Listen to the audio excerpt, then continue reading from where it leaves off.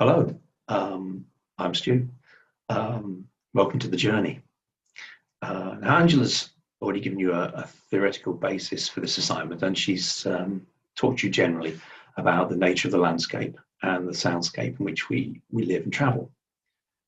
In this assignment, you've been given license to create your own output in your own way, using any media form that you think is appropriate to your particular journey of place. As part of that today, we're going to do something a little bit different, and we hope that it'll further inform your journeys and hopefully have a bit of fun as well.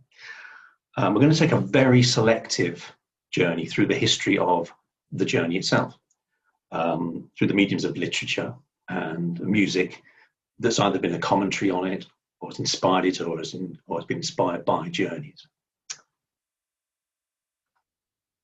We're going to read from a variety of texts connected to travel over the centuries, and Lee Spreadbury is going to talk to us about the key changes in the musical backdrop over those years. As part of your assignment, we want you to make your personal journey a multi-sensory experience. So in what manner does literature and music particularly influence your journey, your memories of place? Now, the onset of the COVID-19 pandemic has obviously greatly curtailed our ability to physically journey through the landscape. However, the crisis presents us with an opportunity to rediscover the internal landscapes of our imagination.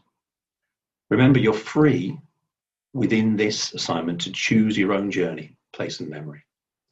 Today, we're going to take a look at how writers and musicians have, through the centuries, used their art to take us upon journeys from the comfort of our own homes. So, human beings have been traveling for a wide variety of reasons since the dawn of time, mostly connected to need and sustenance, weather or other environmental factors. In truth, traveling defines us. We're only sitting here today in our halls or homes because our distant ancestors traveled north from Africa, seeking new lands, defied climate change, famine or war. We could be here all day, going through the ages from Stone Age man to the Odyssey and Troy, Greek travel writers and Viking explorers. But for the purpose of this presentation, we're going to confine ourselves to that point in time where modern English literature begins, and where our understanding, our record of the soundscape, soundtrack to these works becomes coherent. So we reach the pilgrimage and the quest. And that great body of literature begins with a fantastical journey. Beowulf and his warriors arrive in their ship after a journey at a mead hall that's being ravaged by the monster Grendel. And Beowulf then sets out across marsh and fen to confront and kill the creature. This is the opening section of Beowulf. Time went by. The boat was on the water, in close under the cliffs. Men climbed eagerly up the gangplank. Sand churned in surf. Warriors loaded a cargo of weapons, shining war gear. Vessels hauled and heaved out, away with a will in their wood-wreathed ship. Over the waves, with the wind behind her and foam at her neck, she flew like a bird until her curved prow had covered the distance. And on the following day, the due hour, those seafarers sighted land. Sunlit cliffs, sheer crags, and looming headlands, the landfall they sought. It was the end of their voyage, and the Geats vaulted over the side onto the sand and moored their ship. There was a clash of mail and a thresh of gear. They thanked God for that easy crossing on a calm sea. That's from a translation by Seamus Heaney. Now, the notion of the journey was central to human endeavour, to our imagination, and to the way we relate to the world then, and it's true today, as it was to the Anglo-Saxons and the Norse communities that would have first heard Beowulf spoken as a communal performance before their fires. The notion of the romance, the pilgrimage, and the quest are central tropes in an era when real people would have travelled very little, confined to small territories, largely domestic in nature. This was a very different from the freedom movement, to coin a phrase, that we all enjoyed before the pandemic. Now, this enforced domesticity seems oddly relevant again. Now, the first story that relates to journeys that could realistically be connected to real life come with Chaucer and the Canterbury Tales. And here, the nature of the journey's changed. This is not a fantasy. It's nothing to do with mere need. This is a journey undertaken out of faith to a sacred site, a pilgrimage. In this case, it's Canterbury Cathedral, the scene of the murder of St. Thomas Becket. I'm going to read you the prologue from Canterbury Tales.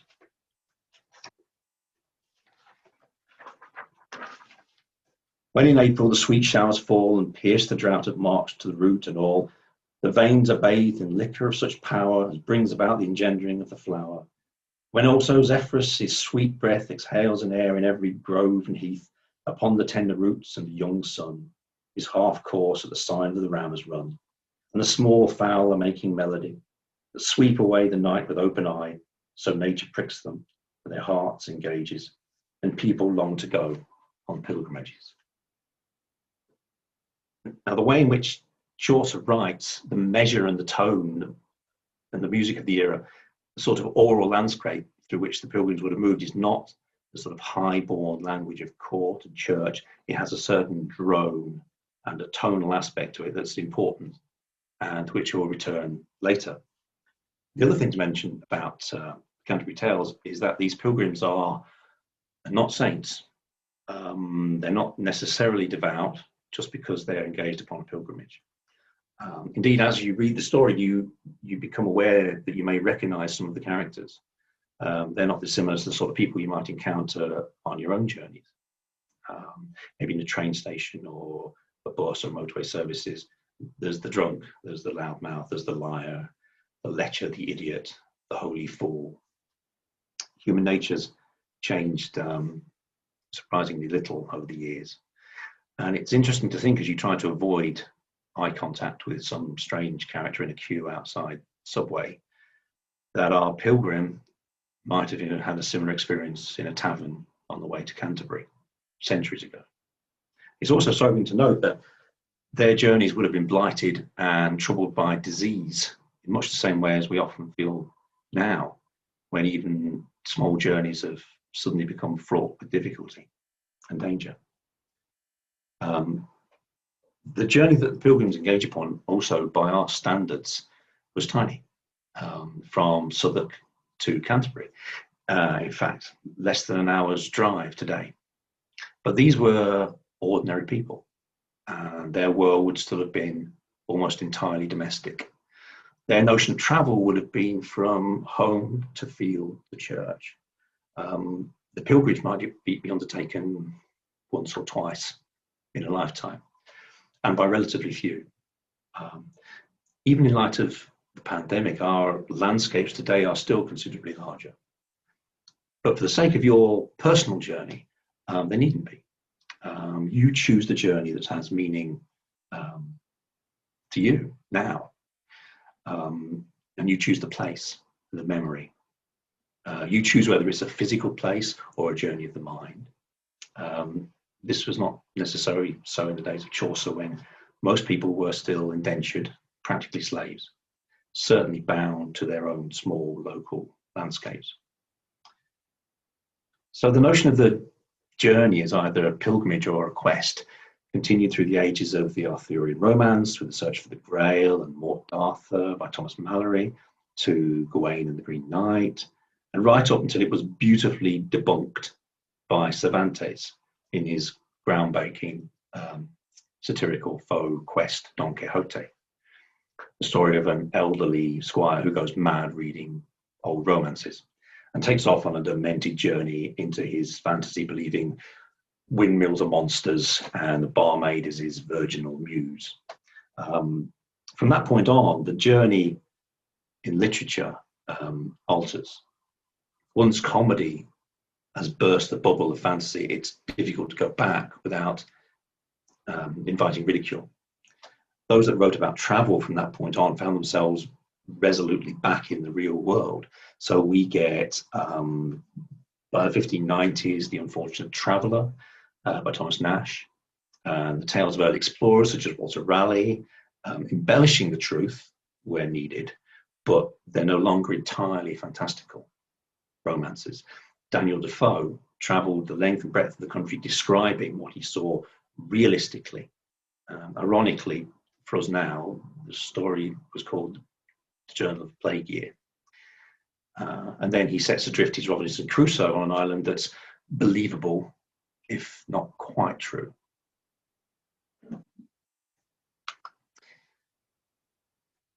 Now we're going to move on to displacement and need.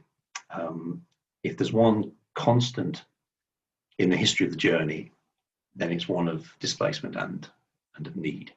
What the media likes to term migrant crises are nothing new. Indeed, every one of us sitting watching this recording has a lineage that leads back to immigration in some manner. Britain is a country that's almost entirely made up of immigrant communities. Each migration has brought with it its own literary heritage and its musical landscape. My name, Banbury, reads as Banner's Fort in Old English, but my heritage is both Anglo-Saxon, Celtic, Norse, with a little bit of the Indian subcontinent thrown in for good measure. All of these groups were originally immigrants to these islands. The journey made out of need is perhaps the most difficult for us to comprehend and experience. Those that fled the famines in Ireland in the 1840s and 1850s for new lives in America or Britain knew a hardship that we'll never experience. The ships that took those immigrants to America were named coffin ships, and many did indeed perish making that journey. These were journeys from which few ever returned home again. Now, Angela, who is here in the room somewhere with me, is going to read you an extract from a letter written about the famine. Hi everyone. I'm going to read you this extract. I'm going to read it to you in Irish just to really evoke a sense of place and time. The translation, as you can see, is underneath. The text that you can see in the script is taken from an archive from the University College Dublin Famine Archive. It's called. I'll read this first quotation in Irish, and it talks about someone's story, someone's account of when the famine hit Ireland, which was in the 1840s, and became particularly harrowing in the bleak winter of 1847. Sé a hí am tú misise a shell ó Maharmór I ggivne ó honol go tána go trom seach ó farga iha I a Sara modulin fi sportidua dulfa na nas agus cúpla lá in díomh na bhí na gan fanna sóta oris a condu no an langa. And translated, that is, this is the way that understanding of the story, that is of the famine, was given to me always by my grandfather. A heavy fog came in from the sea in the middle of summer, and next morning there was blackness on the leaves of the stalks, and a couple of days later the stalks themselves were decayed by the blackness or the knocking down the stalks, being the stalks of the potato crop, which was destroyed by the blight, causing the famine of the 1840s. Thank you. So we're going for a low-tech approach to this. So from the 16th to the 19th centuries, a series of acts of parliament enclosed land that had formerly been held in common and increased the speed at which people were moving from the countryside to the city. Many of these enclosures were forced, and they led to great poverty and suffering.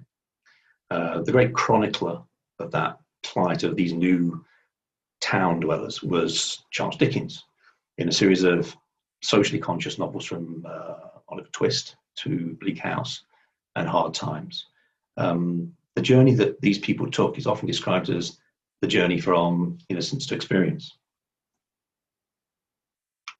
And in William Blake's poem, famous poem, Jerusalem, he hopes that those that have been forced into the city will find their former countryside Eden in the dark satanic mills of their new reality. Of course, the countryside was never an Eden, and the city was not all bad, but the journey was a gigantic one, perhaps the greatest that mankind's ever taken. We're still living in that reality today. I'm going to read you an extract from Hard Times by Charles Dickens.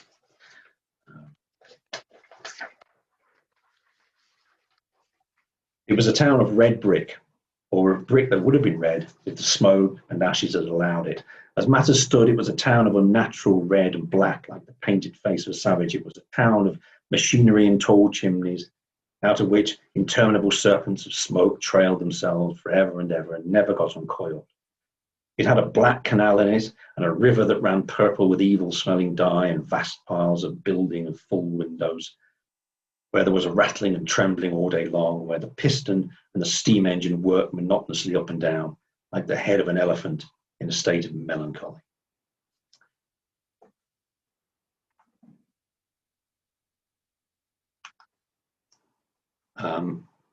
We tend to view folk songs and writings of that period as antiquated or even quaint, but actually they're full of real sorrow and longing and a certain horror for this new life in the city. And displacement, as we know, is still a living horror today. Only now, I guess that it's backbeats that of the TV news broadcast or the charity commercial. Now remember, you're free in your assignment to choose your own journey. It doesn't necessarily have to relate to a positive experience. It can be anything that triggers a memory. And for instance, even a house move or a change of school can lead to a profound sense of displacement and can live on into adulthood. COVID-19 too has led to a change in the way that we experience place. I mean, the simplest task, going to the bank or visiting a family member, once again, has become fraught with difficulty and danger. You might feel the need to include this new reality in your personal journey. All options are open to you in this assignment, and you can use any media that you want to express it. Now, we've got a preview of this one, but we're going to move on to what I've called duty and adventure. I'm going to read to you the opening passage from Moby Dick by Herman Melville. Call me Ishmael. Some years ago, never mind how long precisely, having little or no money in my purse and nothing particular to interest me on shore, I thought that I would walk about a little and see the watery part of the world. It's a way I have of driving off the spleen and regulating the circulation. Whenever I find myself growing grim about the mouth, whenever it's a damp, drizzly November in my soul, whenever I find myself involuntarily pausing before coffin warehouses and bringing up the rear of every funeral I meet, and especially when my high poems get the upper hand of me, it requires a strong moral principle to prevent me from deliberately stepping into the street and methodically knocking people's hats off. Then I count it's high time to get to sea as soon as I can. Now, Moby Dick, or The Whale as it was originally called, is an amazing book, and Herman Melville manages to encapsulate almost the entirety of 19th century American thought into one ship, one quest, one journey, as well as taking the reader on a hell of a trip, both physical and metaphysical. The 19th century was typified by this kind of adventure yarn. The journey as exploration burgeoned in English American literature with the gradual accretion of empire. The 19th and the early 20th centuries are positively teeming with wild tales of undiscovered and sometimes spurious places, such as Conan Doyle's Lost World, and true tales of immense courage and fortitude in the most dangerous places upon the earth, such as the travels of Lady Hester Stanhope, Livingstone and Stanley, as well as sickening tales of conquest and subjugation. The music of the time also kept a heady pace with this sense of manifest destiny. If we look at maps of the period, you can watch the march, in particular, of the British Empire turning the globe red. So man had begun by this time to journey and to explore to the very ends of the earth, and the literature of the period is often triumphant, self-satisfied, idealized. I'm going to read you an extract from The Seven Pillars of Wisdom by T.E. Lawrence, which is written about his experiences in Arabia before and during the First World War. Lawrence's view of man in his landscape and of other peoples typifies the period and the sense of that nature's landscape from pole to pole was a realm to be conquered, a romantic adventure.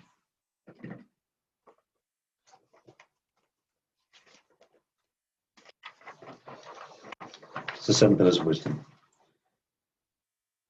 We were fond together because of the sweep of open places, the taste of wild winds and the sunlight, and the hope in which we worked, the morning freshness of the world to be intoxicated us. We were wrought up with ideas inexpressible and vaporous, but to be fought for. We lived many lives in those whirling campaigns, never sparing ourselves. Yet when we achieved and the new world dawned, the old men came out again and took our victory to remake in the likeness of the former world they knew. Youth would win, but had not learned to keep, and was pitiably weak against age. We stammered that we had worked for a new heaven and a new earth, and they thanked us kindly and made their peace.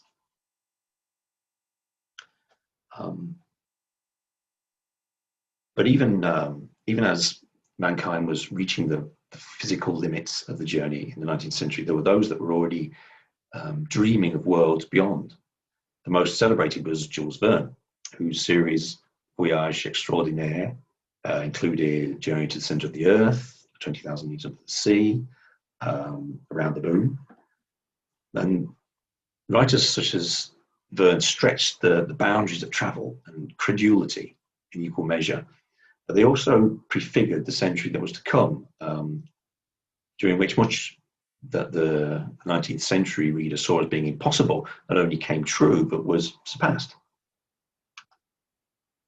Now, again, your journey can be an adventure, a holiday abroad, a childhood memory, but it also can be something more personal, local, and even interior. Remember that for every Jules Verne or Mark Twain traversing the globe, there's always been an opposite, such as Marcel Proust, whose sensory journeys through his life's memories was conducted when he was practically bedridden.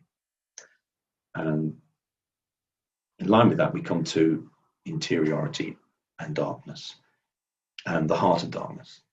And this is a novella by Joseph Conrad, and it was a signpost to a new era and a new century. It was published in 1902, and it prefigured the century of horror and psychological torment that was to come. Here, although there's still a physical journey, in this case it's into the heart of Africa, it's really the landscape of the mind which we're traveling. We're exploring the destruction of the protagonist Kurtz, both physically and psychologically, through a river journey. The film Apocalypse Now, made by Francis Ford Coppola in 1979, took this story and transplanted it successfully to the derangement of the Vietnam War some 60 years later. In a way, we're still living in the dark interiority, that sense of turning inward that Conrad had envisioned at the beginning of the 20th century. Your personal journey can be a virtual one too, if you choose. Accordingly, with this change of the nature of the journey in literature, music was becoming more internalized and often jagged. If we listen to The Rite of Spring by Stravinsky, about which he wrote, the music has become a sinewy braid of teeming, complex woodwind lines. We might almost be listening to the soundtrack to The Heart of Darkness. It's no coincidence that this change occurred at the same time as Europe was plunged into the cataclysm of the First World War. If you click onto video clips 1, 2, and 3, you'll hear an excerpt from The Rite of Spring, the beginning, and then Lee Spreadbury will explain to us how this change in the musical landscape manifested itself. I'll see you in a few minutes.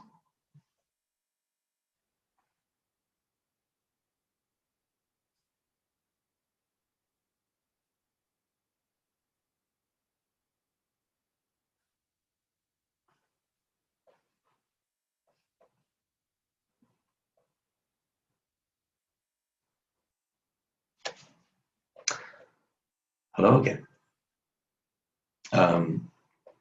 Well, thanks to Lee for that.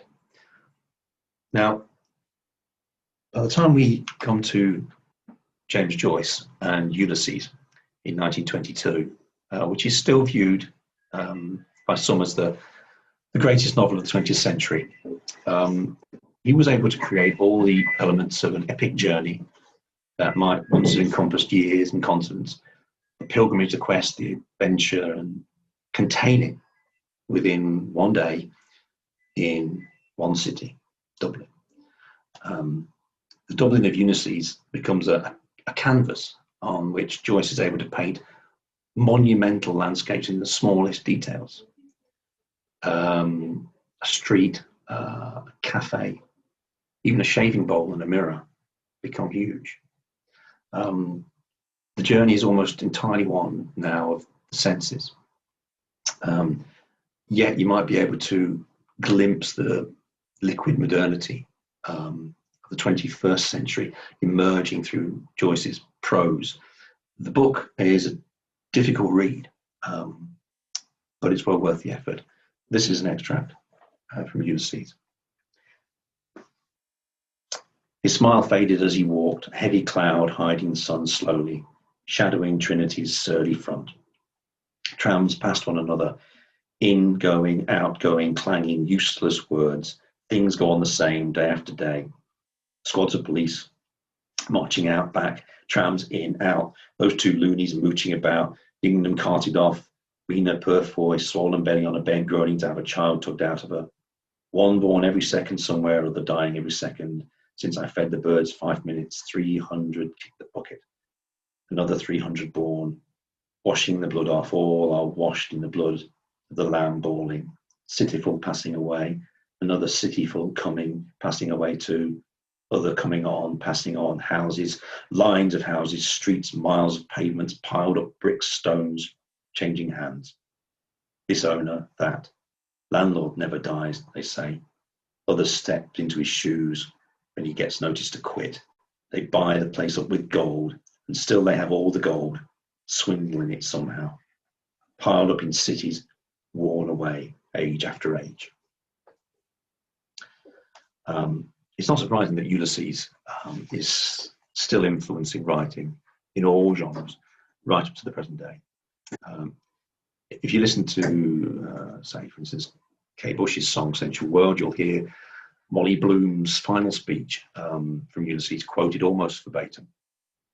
And more especially, you can feel the influence of Joyce in the music of Belfast songwriter Van Morrison in Cypress Avenue. His journey is a particular street from his childhood. Now, if you go to video clip 4, you can hear Van Morrison.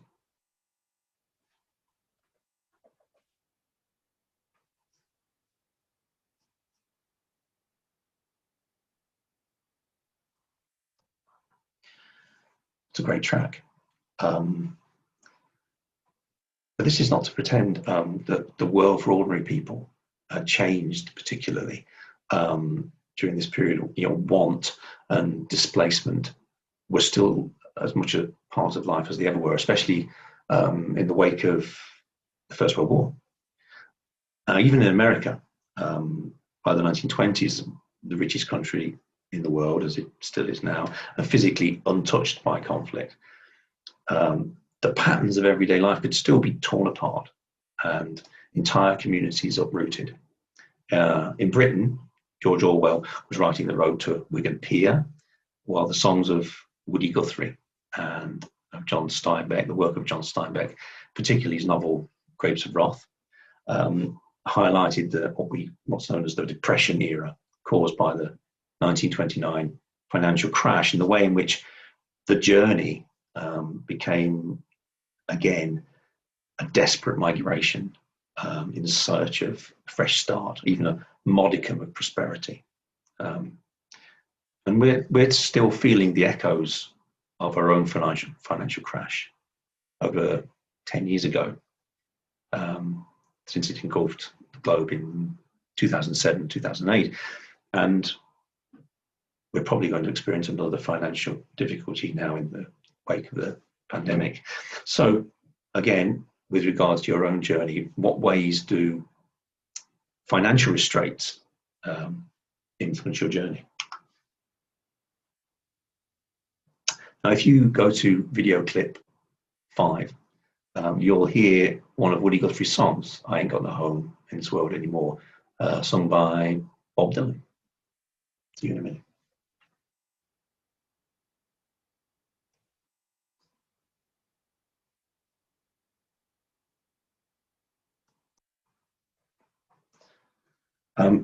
I'm also going to read you an extract from The Grapes of Wrath.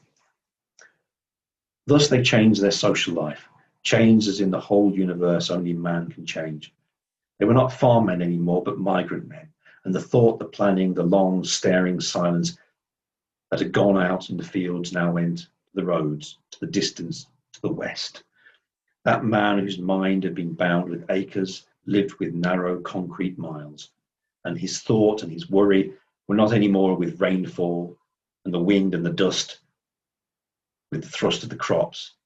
Eyes watched the tires, ears listened to the clattering motors, and minds struggled with oil and gasoline, with thinning rubber between air and road. Then a broken gear was tragedy. Then water in the evening was a yearning, food over the fire. Then the health to go on, and the need and strength to go on, and the spirit to go on. The will thrust out westward ahead of them, and fears that had once apprehended drought or flood now lingered with anything that might stop the westward crawling. Nothing changes very much, really, does it? Now, of course, there's images of the hobo riding the rails across America that have become part of the American psyche, and it's all very romantic and picturesque. But we must never forget that this was the very same financial collapse and the subsequent depression that bred the conditions of isolation that arose in America and fascism that came to the fore in Europe, leading directly to the Second World War. Some of these themes of so-called populism might strike a chord with the political thrust of our world today, especially right now.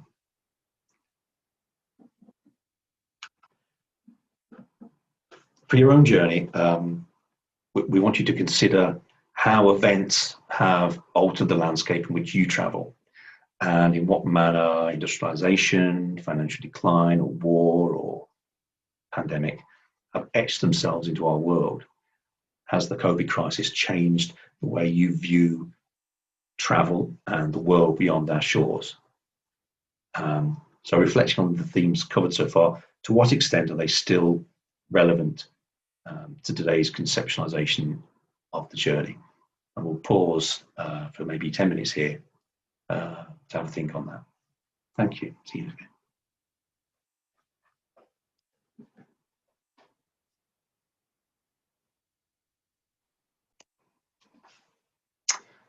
Hello again. Now we come to part 3 of the presentation, and this is entitled After the Rain. Now, although we're not talking about art in its relation to the journey, particularly today. I felt that I had to show you this painting by Max Ernst, and it's entitled Europe After the Rain. It was painted before the Second World War, as Ernst struggled to escape from Nazism. Yet somehow it perfectly encapsulates that sense of a continent that had destroyed itself, that it was dissolving somehow. The fact that Ernst eventually escaped to America is also prescient, because after the rain of the Second World War, it was in America that the future seemed to lie, and where there were still new vistas to explore and new experiences to be had, and new journeys to be made. Something had profoundly changed during the war. People re-emerged from the conflict with the sense that everything had been pulled apart and was still in the process of being put back together again.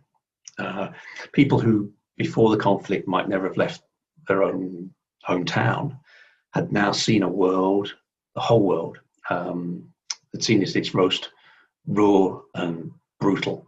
And you can hear that change, I think, most directly in the music of the time.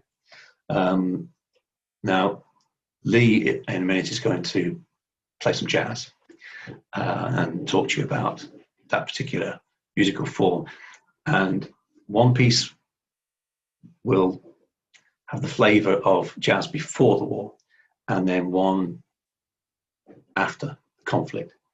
It's still jazz in essence, but it's altered in its meter and its tone, reflecting the mindset of musicians who, many of whom were returning from the war. The musical pulse that we talked about earlier, the tone, drone, is suddenly obscured.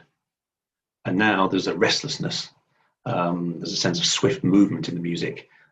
Composers and writers were very quick to pick up on this change within the collective consciousness and reflect it back to society. The style of jazz after the war became known as be-bop. If you go to video clip 6, you'll see Lee talking more about this. See you in a moment.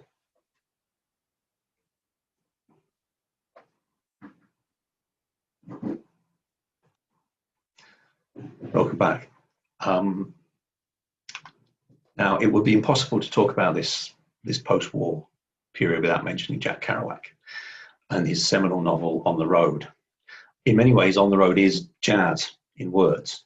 It's a giant riff, and it was actually written on a continuous roll of printer's paper. Kerouac abandons nearly all classic structure. His prose is all about beat and movement, and yet it's a movement that's suddenly, in this post-war era, ultimately futile. The protagonists cross and then recross America, and are seeking something that they're unsure even exists. They're not traveling out of need. They're not displaced like characters in Steinbeck. In some cases, they choose to be poor. They're on a pilgrimage of sorts, but it's amorphously spiritual rather than strictly religious.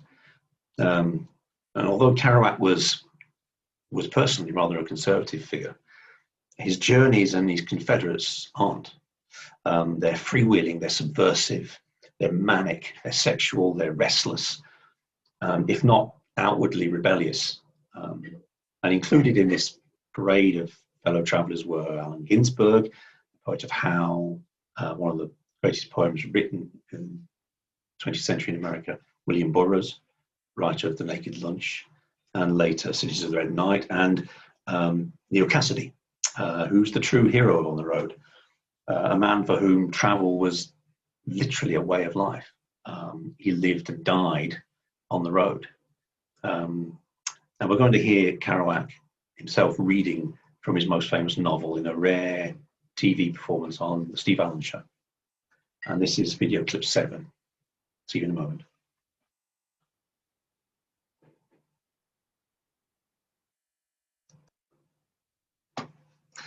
I love that clip.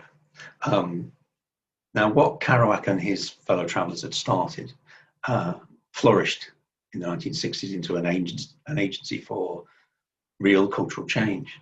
The hippie era, as it became known, was also a movement of new journeys. And once again, the literature and the music reflect the movement. The restlessness of the beat generation was now out and out rebelliousness. A generation was growing up that had never known sort of good versus evil, black and white certainties of the Second World War, only grey half-truths and the conflict in Vietnam. Younger people began to travel in ever greater numbers, some to explore themselves, some to escape being drafted into the army, some to seek adventure, some to seek a place where they could live beyond the confines of an oppressively domesticated consumer society. In America, this largely meant a drift westward from the industrialized Northeast to the vast open spaces of California and the Pacific coast. The music and the literature once again reflects that movement. And an iconic image of that period is Ken Kesey, the author of One Flew Over the Cuckoo's Nest, and his Magic Bus. You can see on the slide there. A drug-fueled charabanc that crossed America, driven incidentally by Neil Cassidy, the anti-hero of On the Road, in his last great adventure. I'm going to read you a piece from the acid test.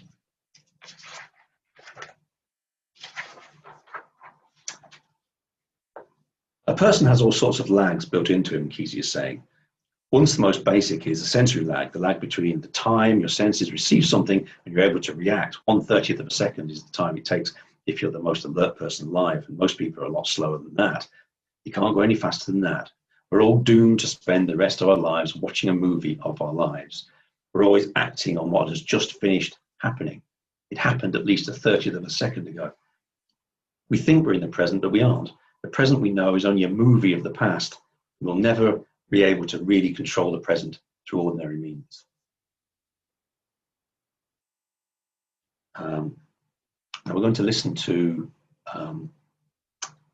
The Doors, that quintessential Californian hedonistic band of the 60s. It's a piece that you might have heard before, and you don't need to listen to all of the song because it's a long song, but listen to the words. This is video clip 8. See you in a moment.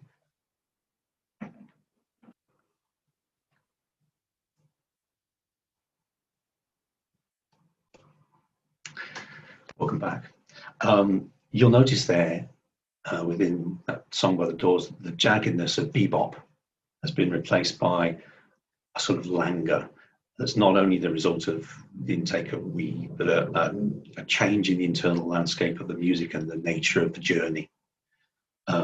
Although there's a darkness definitely lurking there, something dangerous on the road that was to become very apparent later.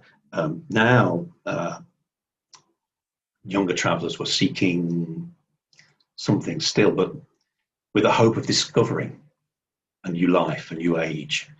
The culmination of this era was, of course, the Woodstock Festival, in which hundreds of thousands of young people congregated for the first great free music festival. And performers such as Jimi Hendrix and The Who cemented their musical reputations forever. Unlike the commercialized events of today, this was a true gathering. Most of the audience had traveled on hearsay and hope alone. However, there's also an approaching sense of dread somewhere in the future that came all too true, as later gatherings such as the Rolling Stones gig at Altamont turned to violence, and the 60s became the 1970s, and the dreams of the hippie era crashed and burned in murder and in mayhem. The limits of freedom became quickly apparent, and the notion of living outside of society completely ran out of control and was ultimately crushed. I'd like to look at video clip number 9, which is a live performance of Gimme Shelter by the Rolling Stones with Phil Marvel. the ultimate festival.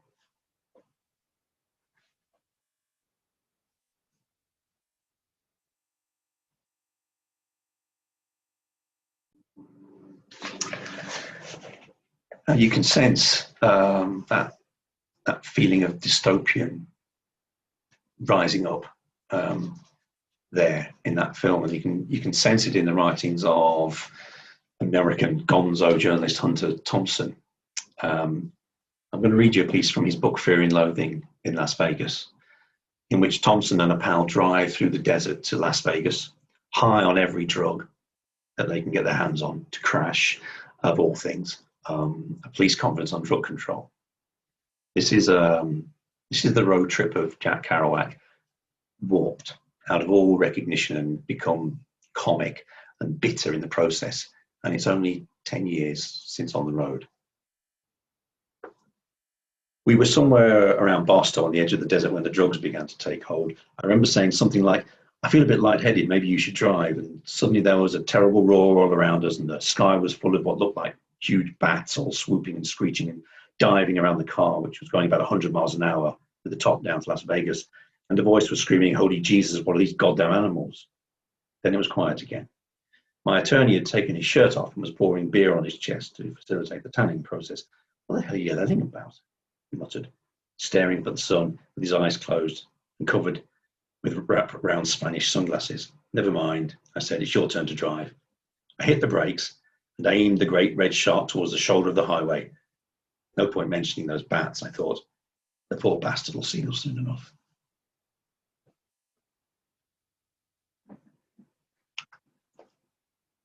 The next part is called Beyond. And I've titled this section Beyond because by the late 60s and the early 70s, the nature of the journey had expanded and altered out of all recognition. You know, man had traveled to the moon, and it seemed briefly that anything was possible. Literature and music were becoming more expansive and more radical and thought-provoking. The word trip, which had come into parlance as a euphemism for drug experience, was also being used to express music and writing that took one beyond the reaches of everyday life into possible future journeys, not just to the stars, but to alternative universes, time itself. A great deal of what we now call dance music, trance, music for clubs, has its origin in the music that was about more than merely having a good time. It was concerned with alternate realities, taking the ultimate trip. And in the case of writer J.G. Ballard, the car was becoming an iconic image in itself. I'm going to read you from an excerpt from Crash, which is a seminal novel by Ballard. Glass aeroplanes climbed into the sky above the airport. Through the brittle air, I watched the traffic move along the motorway. The memories of the beautiful vehicles I'd seen soaring down the concrete lanes transformed these once oppressive jams and tailbacks into an endless, illuminated queue, patiently waiting for some invisible slip road into the sky. From the balcony of my apartment, I gazed across the landscape below, trying to find this paradisial incline, a mile-wide gradient supported on the shoulders of two archangelic figures onto which all the traffic in the world might flow. And the music of this era, bands like Gong and Yes and Tangerine Dream and Kraftwerk, is worth exploring, especially when you're considering your own journey. It's as expansive and as out there as modern music ever became. It's the high watermark of the journey within music. And the literature too of this period spiraled outwards. Writers like Ballard and Stanislav Lem and Philip K. Dick and Arthur C. Clarke drove their fables into every possible realm, physically and within the mind. Time slips, evolution warps, modern empires become entombed in sand, man has landed on the moon, and it seems there's no barrier to the journey. And if there's one moment where all this exploration comes into a nexus of music, literature, in this case film, it's the Stargate sequence from Arthur C. Clarke and Stanley Kubrick's 1968 film 2001: Space Odyssey, in which astronaut Jim Bowman journeys beyond the solar system, the galaxy, even his own lifespan, death, and being. And if you watch video clips 10 and 11, you'll see the sequence and also hear Lee talking about the music. See you in a moment.